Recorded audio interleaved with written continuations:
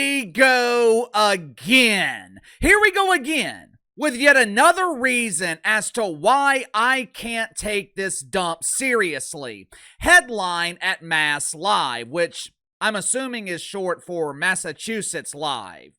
WNBA blocking Connecticut Sun's move to Boston would be a huge blunder. Yeah, no shit. But who is the Connecticut Sun? I know the WNBA has been going through expansion. I know they've been opening new dumps in unlucky cities across the country, but I did not realize that they had two teams in Connecticut. I'm familiar with the female Suns from Connecticut, the team that plays their home games in the conference room of a casino, but I've never heard of this Connecticut Sun of which you speak. Either way, why would the WNBA stand in the way of progress? Why in the hell would the diva of dump divas, Cathy Engelbert, stop a team that wants to move from Connecticut to Boston? Better question, why can't this league get the hell out of their own way? You know, there have been rumors this summer that the NBA is looking into relocating the Pelicans. There's been rumors that Adam Silver could pressure Gail Benson to sell the team and move the franchise to Las Vegas or maybe even Seattle. Now, I don't think most Pelicans fans would have a problem with Gail Benson selling the team. Mama G is without a doubt the worst owner in the NBA. The Smoothie King Center is the worst arena in the country. I believe it's built on top of an old cemetery. Over the last 20 years, the Pelicans have been one of the worst run franchises in the NBA, or even all of professional sports. They are literally a flaming ass fire. Because the team has been a consistent loser, the Smoothie King Center, it is empty throughout most of the season. Back in January, I took my family to see the Mavs when they were in New Orleans. I contacted my Pelicans rep. I bought 3 tickets at half court, 4 rows from the floor. I paid $300, not $300 a ticket, which would still be one hell of a deal. I paid $300 total. There might have been 4,000 people in the arena that night. On the surface, it makes complete sense as to why Bill Simmons is consistently reporting that the NBA is going to move the Pelicans. But there's a reason that Adam Silver keeps the team in New Orleans. I don't often give Adam Silver credit, but the dude is smart when it comes to business, which is something I can't say about the diva of dump divas, Cathy Engelbert. There are probably 3, maybe 4 million people living on the Gulf Coast. And when I say the Gulf Coast, I'm talking about the coastline from New Orleans east to Pensacola, Florida. 3 to 4 million people within easy driving distance to New Orleans. Hop on I-10 in Pensacola, you're in New Orleans in just over 3 hours. Everywhere else west of Pensacola is obviously closer.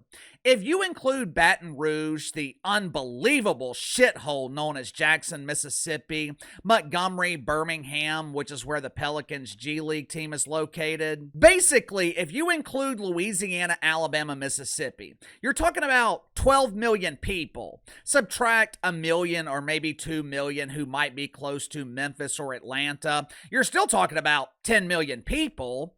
If Adam Silver moved the Pelicans out of New Orleans, the NBA would risk losing an entire region of the country. Not to mention the fact that the reason the Pelicans aren't supported, it's not because the region doesn't like the NBA. The reason the Pelicans aren't supported is because they suck. But even with that being the case, if Adam Silver was presented with the option of moving the Pelicans from New Orleans to Boston, he would make that decision, no questions asked. He would make that decision without hesitation. So why in the hell is Cathy Engelbert standing in the way of moving one of her dumps to one of the greatest sports cities in the country? Make sure to like and subscribe. You can follow me on Twitter at KC_BTL84. Link to the second channel's in the description below. Earlier today on the second channel, we talked about another league that doesn't get it. Another league that can't get the hell out of their own way. Over the weekend, Major League Soccer, they kicked out one of their paying customers because he was wearing a MAGA hat. Now, he was not causing a disturbance. He wasn't arguing with people around him. He wasn't trying to convert some wanker spanker from their utopian woke faith over to reality. He was simply watching the game and using his MAGA hat for eye protection. According to Major League Soccer, that is no bueno. I explain why it's abundantly clear at this point that Major League Soccer, they do not want your business if you're a Trump supporter. So if you haven't already, click the link in the description below, subscribe to the second channel. Early Saturday morning, it was announced that the Mohegan Tribe was getting out of the business of pretend basketball. Honestly, who can blame them? I mean, would you want to own a business that never turns a profit? Would you want to own a business that no one can figure out how to monetize? Once you no longer need the tax write-off, the WNBA is essentially useless. But being the good people that they are, the Indians from the Mohegan Tribe, they were not willing to sell this unmonetizable turd to just anyone. Well, Uncle KC, you're not allowed to refer to them as Indians anymore. That is so racist. Well, okay. I'll go back to referring to them as the Guardians, but I do have a question. Let me ask you something.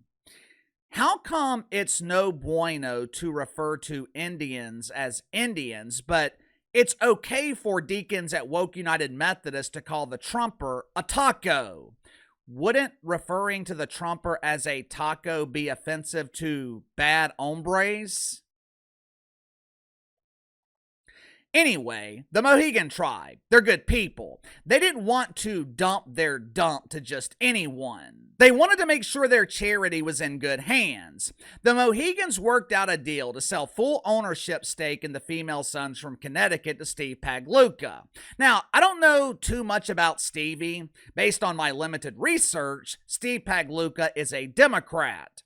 Barf. He used to work at Bain Capital, which is a private investment firm that was founded by Mittens Romney. Double barf. He also served on the board of directors at Burger King, which could be beneficial to WNBA players instead of having to travel overseas during the off-season, or even worse, pretending to play basketball in the soon-to-be bankrupt Unrivaled.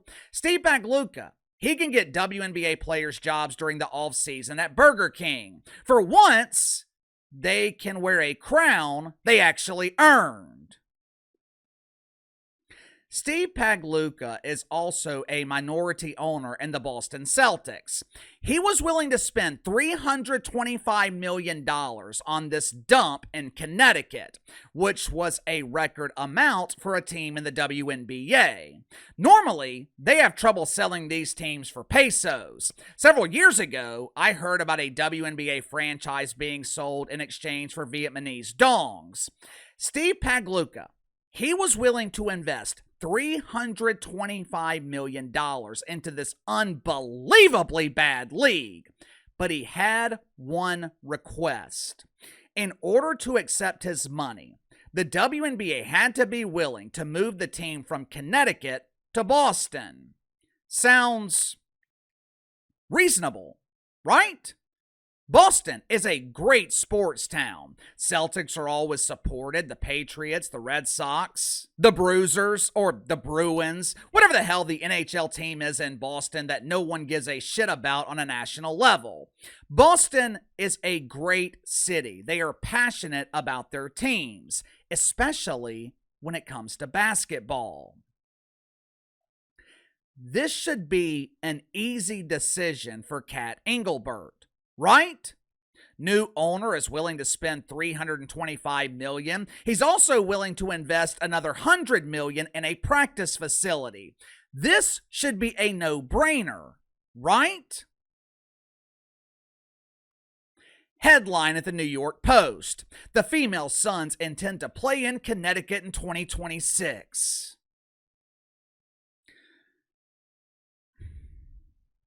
Initially, I thought the process was too extensive to move a team from Connecticut to Boston in 9 months. But based on what the WNBA told The Athletic, there could be another reason. We have opened our league to expansion recently, and Boston refused to bid on a franchise. Why should we allow them to purchase a team and move them when they were not willing to accept an expansion team?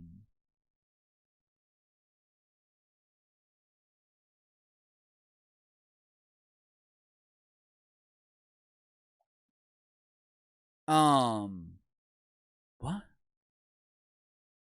Excuse me?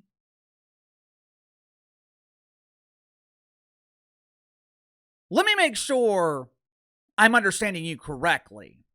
You're hesitant to move a team to Boston because they didn't bid on an expansion team? Why in the hell would he do that? The female Suns from Connecticut. They're located in something called Uncasville. I'm not making the name up. That's the name of the town. Uncasville is located 90 minutes away from Boston, which means if Steve Pagliuca bid on an expansion team, he's got to fight for television rights with the franchise in Connecticut, got to fight an existing franchise for the fan base. Why in the hell would he do that? Why would he invest $325 million to fight for TV rights and fight for the fan base? It doesn't make sense. Makes a hell of a lot more sense to buy the existing team, move it to Boston. But for some reason, the WNBA doesn't want to do it. According to the Boston Globe, the WNBA wants to save Boston for 2033.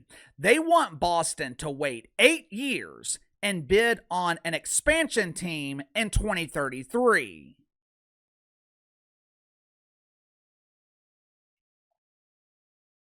This league might not exist in 8 years. If WNBA players go on strike, if the 2026 season is canceled, the WNBA could go out of business. Think about what they are doing. This league is literally telling Boston no so they can keep a team in Uncasville, Connecticut. That is the equivalent of turning down a Rolls Royce to drive a Rubbermaid broom. What the hell is wrong with you? I keep telling you, the WNBA cannot be taken seriously, and they keep proving Uncle KC right. You don't say no to $325 million. When you're a basketball league, you damn sure don't say no to Boston. But once again, the WNBA can't get the hell out of their own way. Sound off in the comments below. I'll see you guys tomorrow.